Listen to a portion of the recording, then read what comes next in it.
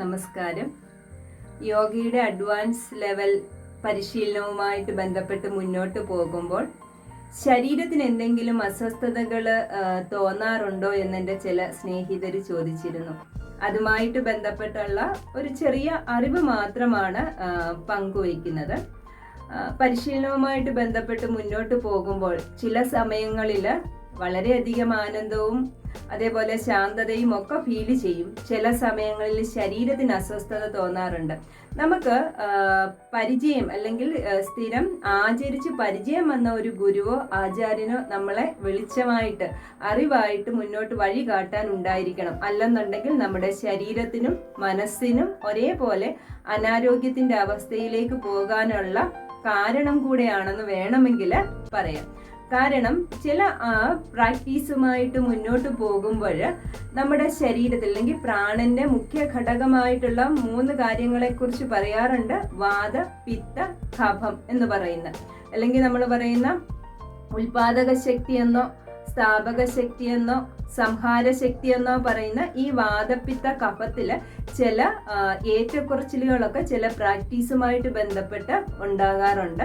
അങ്ങനെ വരുമ്പോൾ ചിലപ്പോൾ നമ്മുടെ ശരീരത്ത് വാതത്തിന്റെ അളവ് കൂടുന്നതോ കുറയുന്നതോ നമ്മുടെ അനാരോഗ്യത്തിന് കാരണമാകും. ബോഡി വളരെയധികം വരൾച്ചയിലേക്കും അതേപോലെ തന്നെ വേദനയിലേക്കും ഒക്കെ പോകും. ചില സമയത്ത് ബോഡി ഭയങ്കരമായിട്ട് ചൂടാകുന്ന അവസ്ഥയിലോട്ടായിരിക്കും.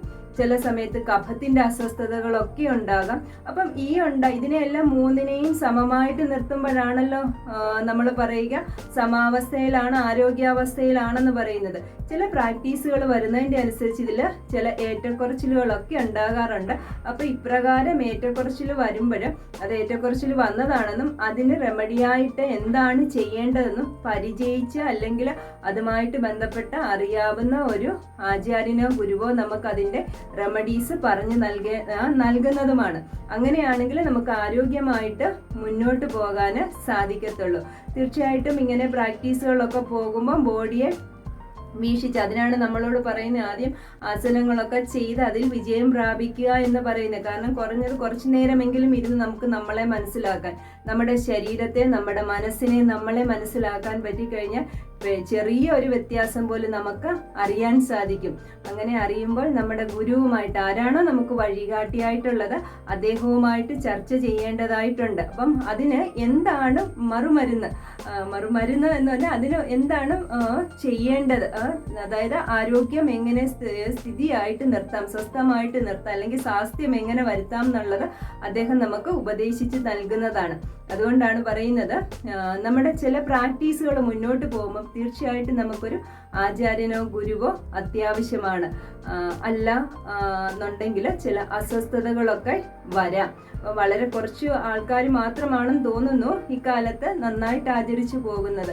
അല്ലാതെ എല്ലാവർക്കും എല്ലാ ആസനങ്ങളും എല്ലാ പ്രാക്ടീസുകളും എല്ലാവർക്കും ഒരേപോലെയല്ല. അവരുടെ വാസനകള് ശരീരപ്രകൃതിയൊക്കെ അനുസരിച്ചിട്ട് എന്താണ് എല്ലാവർക്കും എല്ലാം ഉചിതമല്ല. ഓരോരുത്തർക്കും വ്യത്യസ്തമായിട്ടുള്ള പരിശീലന രീതികളാണ് ഇതിൻ്റെ അകത്ത് ഉള്ളത്. എല്ലാവർക്കും ഉണ്ട്. ഇത് ഒരു പേഴ്സൺ സെന്റേർഡ് രീതി, അല്ലെ വ്യക്തിപരമായിട്ടുള്ള ഒരു പരിശീലനവുമായിട്ട് ബന്ധപ്പെട്ടാണ് പോകുന്നത്. അപ്പം ചോദിച്ചതിനുള്ള ഉത്തരം കിട്ടിയെന്ന് തോന്നുന്നു. നമസ്കാരം.